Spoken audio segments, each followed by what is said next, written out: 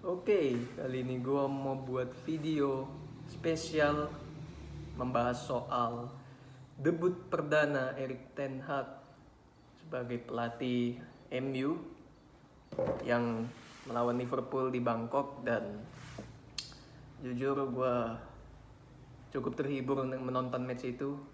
Gue mau bahas dulu apa yang udah dilakukan ten Hag di MU. Gue mulai dulu dari pemain yang diturunkan ya, karena ada babak pertama dan babak kedua berbeda pemainnya. Jadi dari mulai babak pertama pemain yang diturunkan itu bisa dibilang pemain intinya lah ya, intinya MU di musim lalu diturunkan sejak babak pertama oleh Ten Hag. Sementara Klopp memainkan pemain muda mayoritas, praktis cuman Henderson, Alisson, dan Firmino yang notabene-nya pemain inti lah ya di sana, sisanya pemain muda semua.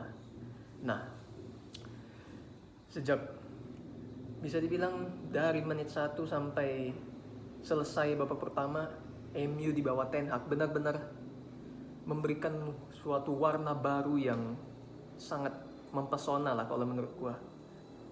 Gua nggak melebih-lebihkan, tapi memang terlihat bagaimana positive vibes yang dihasilkan oleh Ten Hag setelah menukangi MU ini. Padahal mereka baru berlatih 1 minggu lalu menjalani laga perdananya menghadapi Liverpool.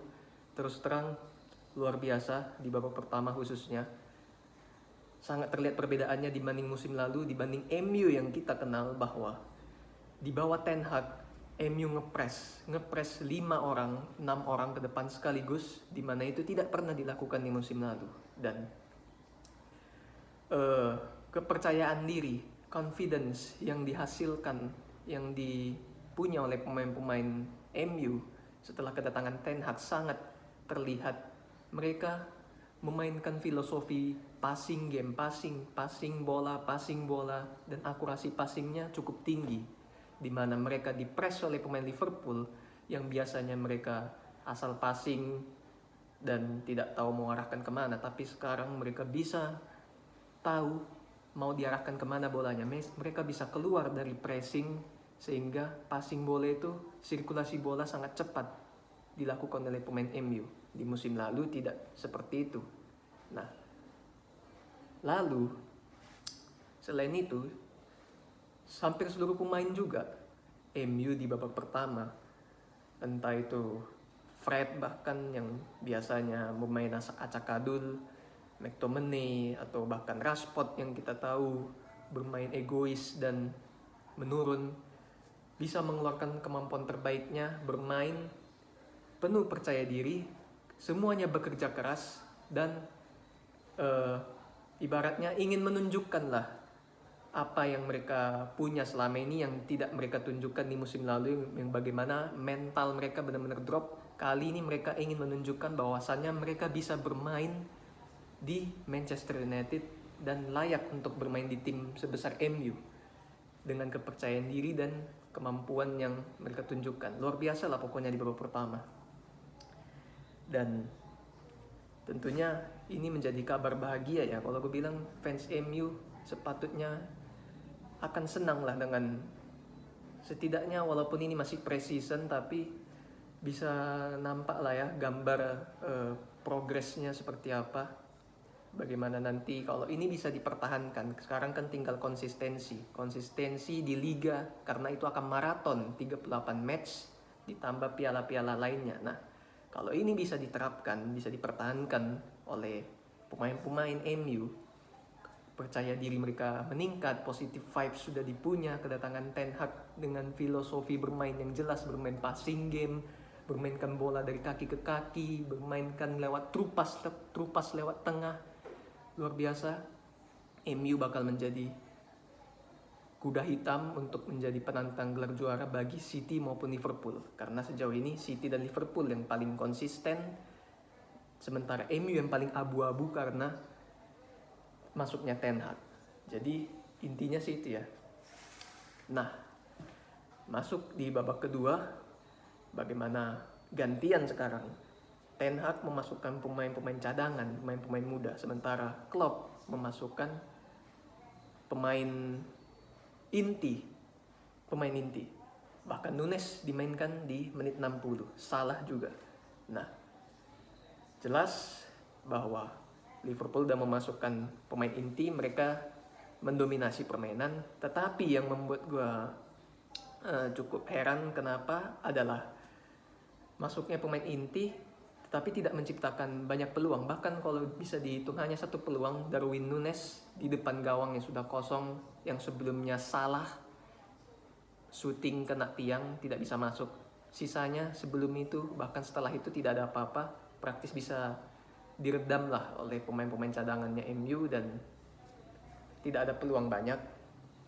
Sementara MU dengan pemain mudanya ya terlihat masih banyak pemain yang belum bisa ngikutin lah ya permainannya, seperti Elanga yang bermain jelek, lalu ada si Diallo yang bermain acakadul, Malaysia belum bisa dinilai karena masih baru debut, bahkan ada Teles yang dimainkan di back tengah. Jadi ajang pre-season ini juga sebagai eksperimen lah ya dari pelatih mereka, tentunya melihat posisi-posisi pemainnya cocoknya bagaimana. Nah, Eric Bailly memang sempat membuat kesalahan di babak kedua sekali, tapi setelah itu dia bermain cukup baik dengan melakukan beberapa kali blocking dan kalau dibilang cukup sukses. Malah justru MU dengan pemain cadangannya bisa menambah gol lagi lewat skema counter attack keren, lewat Bailey juga yang menginisiasi, memberikan bola ke depan dan seterusnya. Kalau dibilang apakah Nunes bermain bagaimana? Kalau gue bilang Nunes memang tipikalnya seperti seorang target man di nomor 9 dan dia itu punya finishing lah. Jadi Nunes dimainkan di Liverpool tujuannya adalah untuk memfinish peluang yang didapatkan Liverpool. Nah, untuk di match ini memang cuma satu peluang yang didapatkan, sayangnya syutingnya masih melambung.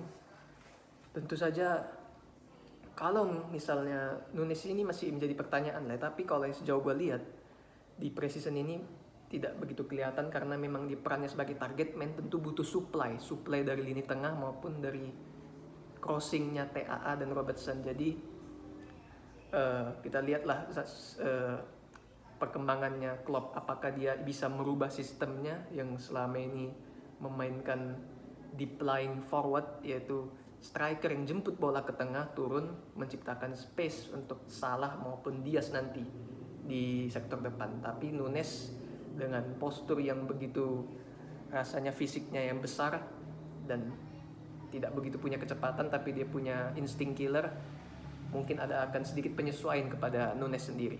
Nah, jadi overall ya selamat tentunya MU dan fans MU yang akhirnya putus puasa 5 tahun, walaupun cuma piala kaleng, tapi setidaknya puasa gelar selesai juga ya. Nah, sekarang yang menjadi pertanyaan, setelah melihat permainannya MU di bawah Ten Hag yang luar biasa, menunjukkan kepercayaan diri yang tinggi, bisa bermain bagus, passingnya jalan semua, passing kontrolnya terutama di babak pertama. Tidak demikian di babak kedua yang pemain-pemain cadangan yang turun tidak bisa memegang bola hanya untuk 5 detik pun tidak bisa. Sekarang pertanyaannya soal Ronaldo. Apa respon Ronaldo melihat MU di bawah Ten Hag? Kalau gue bilang MU di bawah Ten Hag yang jelas-jelas bermain ngepres ke depan pertahanan lawan dan melakukan sirkulasi bola cepat dan juga melakukan trupas-trupas lewat tengah yang notabene yang membutuhkan fisik yang prima untuk melakukan itu. Ronaldo yang sudah di usia 37 kalau nggak salah,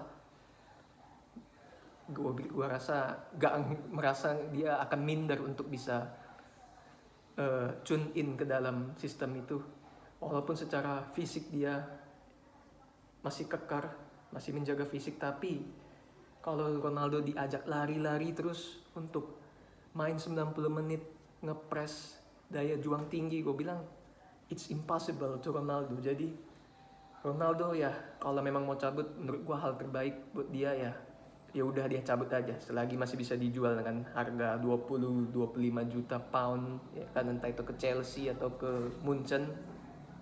Kalau bilang bisa dijual ya jual aja kan, ketimbang dia di MU dia merasa nggak bisa ngikutin dengan gayanya Ten Hag yang bermain pressing tinggi dan juga kolektivitas secara pemain. Karena kalau Ronaldo main tentunya dia ingin menjadi orang nomor satu yang ingin di service lah istilahnya ya.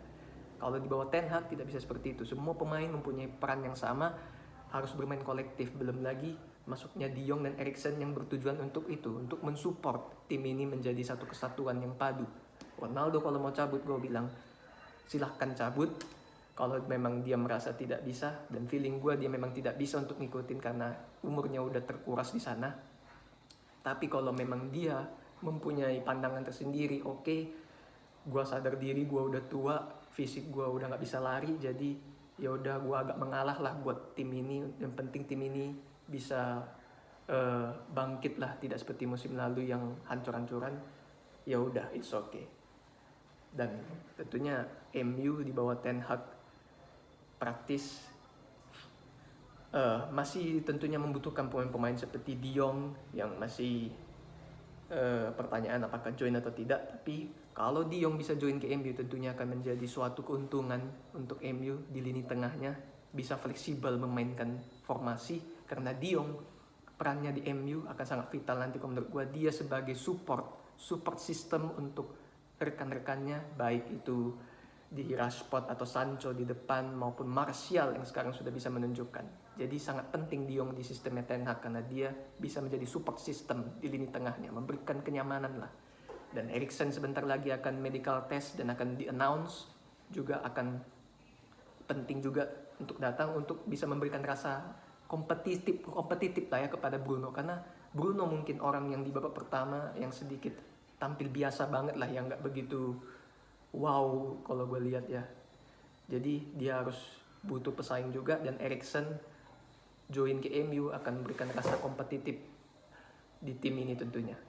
Jadi sementara untuk Liverpool, kalau hanya mengandalkan pemain inti ini seperti Van Dijk, Salah, Alisson dan sebagainya, ditambah oleh pemain-pemain cadangannya dan pemain mudanya yang sama sekali gak ada prospek, kalau gue bilang akan sangat riskan untuk menjalani liga dan kompetisi lainnya karena mereka sangat kurang dari kedalaman skuad. Jadi Liverpool gue bilang harus beli 4 pemain minimal, pemain baru di setiap posisi untuk menyisipkan kedalaman skuadnya. Tidak bisa mengandalkan pemain ini saja, karena kalau mengandalkan ini saja siap-siap Liverpool goodbye karena pemainnya sangat kurang dari sisi kedalaman skuad.